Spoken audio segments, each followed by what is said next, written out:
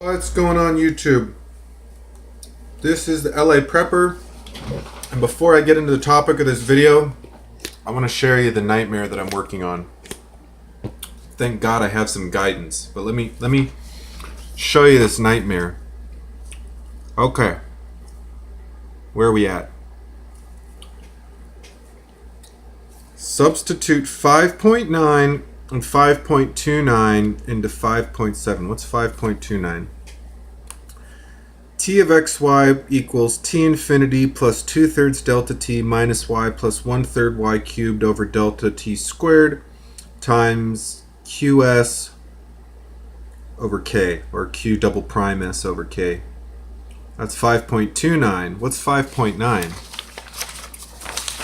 5.9 is u over v infinity equals 3/2 y over delta minus 1/2 y over delta cubed. Now, if you sub both of those into 5.7, negative alpha dt of x of 0, dt at x and 0, dy equals d dx, the integral from 0 to dt of x, u times t minus t infinity dy. So if you do that, you end up with alpha equals v infinity d dx, the integral of 0 to delta t, quantity 3/2 y over delta minus 1/2 y cubed over delta cubed, and quantity, new quantity 2/3 delta t minus y plus 1/3 delta cubed over delta t squared, closed quantity, multiplied by dy. Yeah. So I just thought I'd share that with you real quick. The topic of today's video is eat your preps. What kind of preps are we eating today? Kidney beans. Not only are these regular kidney beans, these are kidney beans. Hope I don't spill on the camera here. That was close. Oh, I spilled on my midterm. Oh no. Midterm redo. So, why am I making this video about, in fact, let me go ahead and switch here so I can actually eat while I'm, oh, don't fall, camera. I do not need my camera to fall into my, oh, come on. Oh, this little miniature tripod is driving me crazy. I need to,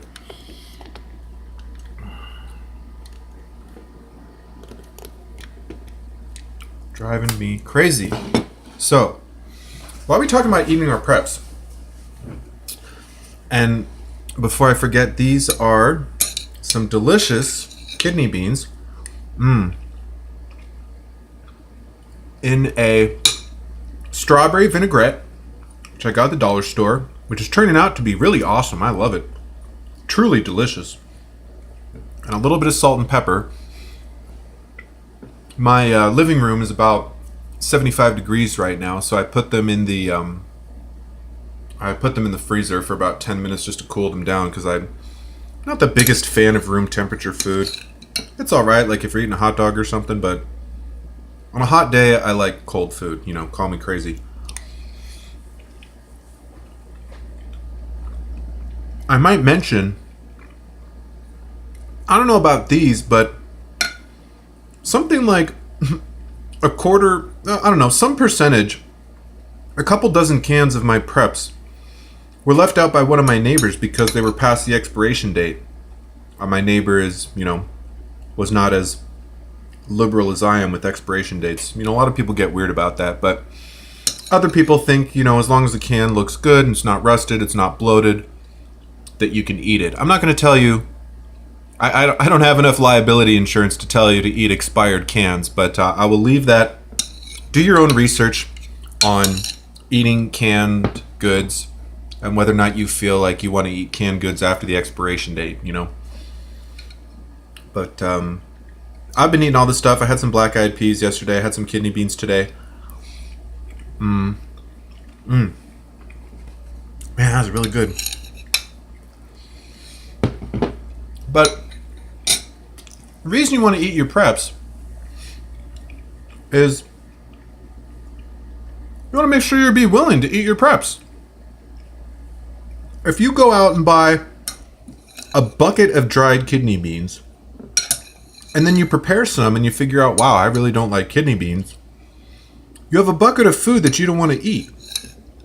Now, yeah, maybe you can trade it to somebody else, and then shit hits the fan, I guarantee people are going to be a lot less picky about what they eat, but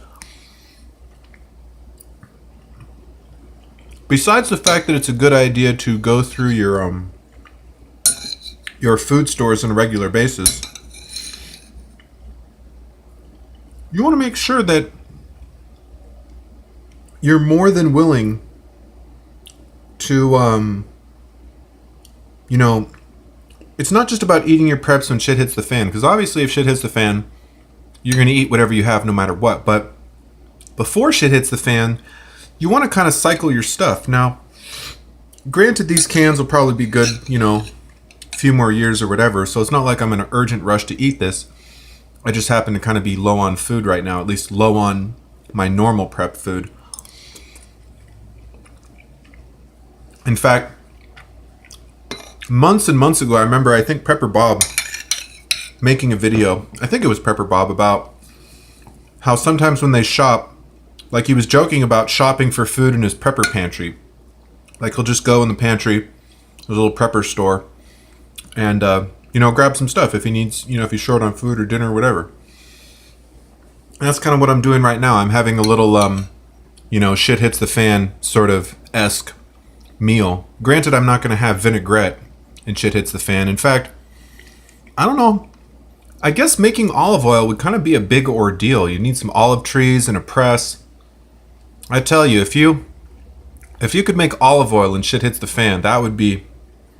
I don't know how much water an olive tree needs or how many olive trees you would need, but being able to make stuff like that, like having a pepper plant, heck, processing salt. If you're near the ocean, being able to make salt, wow. That would be an amazing prepper skill, wouldn't it? I mean, for the food, for food flavoring, for food storage, there's probably a lot of other uses for salt that I'm not thinking of, but at least flavoring and food storage being two big ones.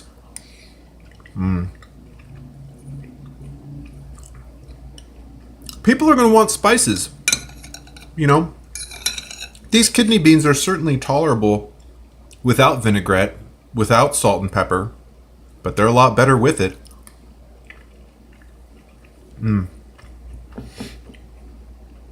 And, the fact that I got them for free, pretty sure I got these for free, they taste even better, let me tell you.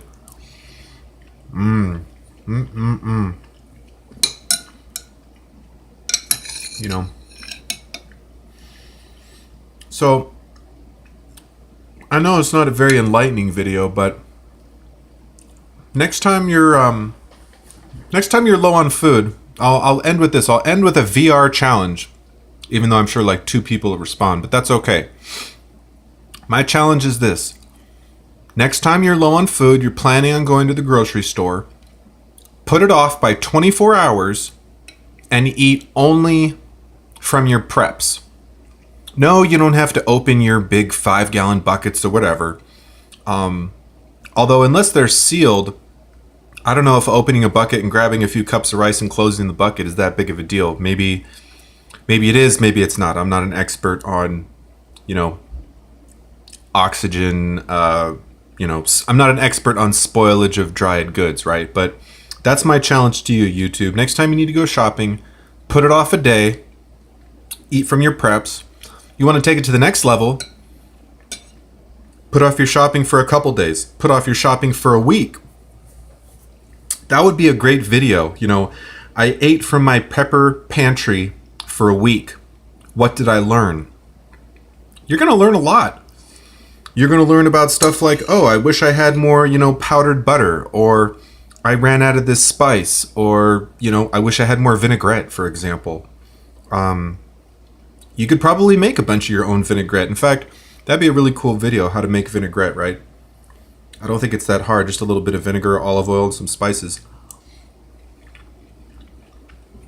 But You know, it's one thing to talk, but if you have 50 cans of kidney beans and you never eat them, you got to ask yourself, why do you have 50 cans of kidney beans? Like, if you know you like them and you just don't feel like it, sure, but why would you be prepping a whole bunch of food that you never eat? And this is kind of the problem I have with the whole, like, I mean, I don't have a problem with storing food, but ultimately, you're going to get to a point where you don't want to have all your stuff going on at once. Sorry, going off at once, going bad. So let's say I buy 2 months worth of food today, and all that food goes bad a year from now. I don't want to wait a year from now to when all that food's bad, because I'm going to have 2 months of food that are going to go bad and 1 month to eat it. So I have to do something with that other month of food. I have to give it away. I have to eat it a month late or whatever.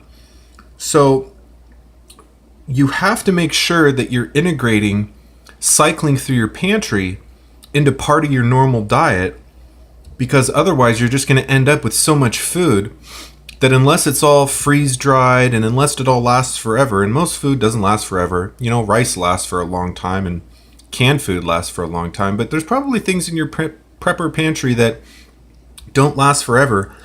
Make sure that you're not going to have 3 or 4 months of food all going bad at the same time, because that's kind of an issue you really don't want to deal with. Now, if it was in shit hits the fan, yeah, you could trade that food to somebody for some, you know, bullets or whatever. You know, arrows, or, you know, maybe you could feed it to your dogs. Maybe your dog's got a, you know, tougher stomach. I don't know much about, I don't know if feeding expired food to your dog's a great idea. Probably not, but, wow, that's strawberry vinaigrette, I tell you. It just, you wouldn't think like strawberries and kidney beans, but somehow it just works. It's really not bad. It's very, very satisfying. So, let's go ahead and finish off a little snack here before we get back to thermal. Let's see here. Oh, can I not? Oh, why is this not? There we go. Before we get back to thermal boundary layers, velocity boundary layers, and thermal boundary layers. Velocity boundary layer is the speed of the fluid. The thermal boundary layer is the well, it's like the difference in temperature between the surface and the free stream temperature. The free stream temperature and the free stream velocity. This isn't really a video about convection, but I just thought I'd share a little bit of my life with you. Maybe some of our engineering friends like Steve will appreciate it. Well,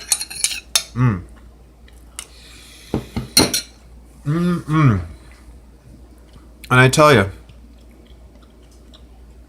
waiting to eat until you're just a little bit hungry, everything tastes twice as good.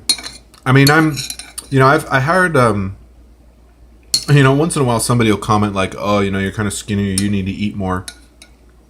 I could eat pizza all day. I'd still be a skinny SOB, just kind of in my DNA. My uncle, who shares a lot of my DNA with me, and if you saw me and him standing next to each other, you'd understand what I meant. We're both kind of tall, lanky guys. Our heads both look the same, or even our elbows. One of my cousins once said, "Oh, you got Uncle Johnny elbows," and I was like, "Shut up." But he's just like me. He can eat whatever he wants. Although he does kind of have a sensitive stomach. My stomach's a little less sensitive, but neither of us are kind of like, I couldn't eat KFC all day. I would just, or hot dogs and sausages, really like high fat stuff. Makes me really, really sick. So there you have it, YouTube. This is a little vegetarian snack. Vegan, well, yeah, I don't think there's any animal products in the vinaigrette.